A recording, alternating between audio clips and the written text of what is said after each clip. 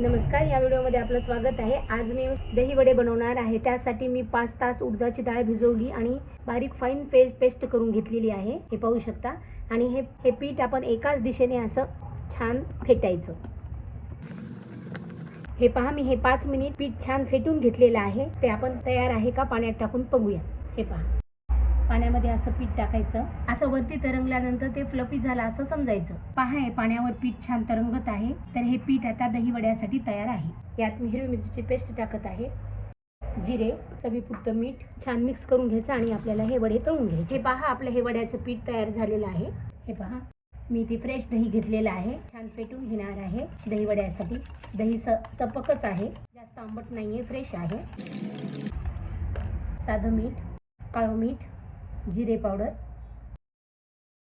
घेतलेली आहे, छान मिक्स करून घ्यायचं। हे पहा, आपलं दही वड्याचं दही तयार आहे। हे पहा, आता मी इथे वडे बनवत आहे। तेल इथे छान गरम झालेलं आहे, त्यात मी वडे सोडत आहे। सोनेरी रंग येईपर्यंत वडे छान तळून घ्यायचे आहेत। हे पहा, आपले वडे छान डीप फ्राय झालेले आहेत, कलर पण सुंदर आलेला आहे। हे पहा, मी वड्यामधलं ऑइल छान काढलेलं आहे। आता इथे मी एका पातेल्यामध्ये पाणी कोमट केलं होतं, त्यात हिंग आणि थोडंसं काळं मीठ टाकलेलं आहे। त्यात मी हे वडे टाकणार आहे। हे वडे 2 मिनिट पाण्यामध्ये ठेवायचे आहेत। हे पहा, 2 मिनिट पाण्यामध्ये छान भिजलेले आहेत। यातील पाणी आपल्याला असं काढून घ्यायचे, थोडंसं अलगद काढायचे। सर्व वड्यातील अलगद पाणी काढून मी हे सर्व वडे बाउलमध्ये काढून घेतलेले आहेत। चला तर मग आपण दही वड्याची प्लेट तयार करूयात। यावर मी आता फ्रेश दही टाकून घेत आहे।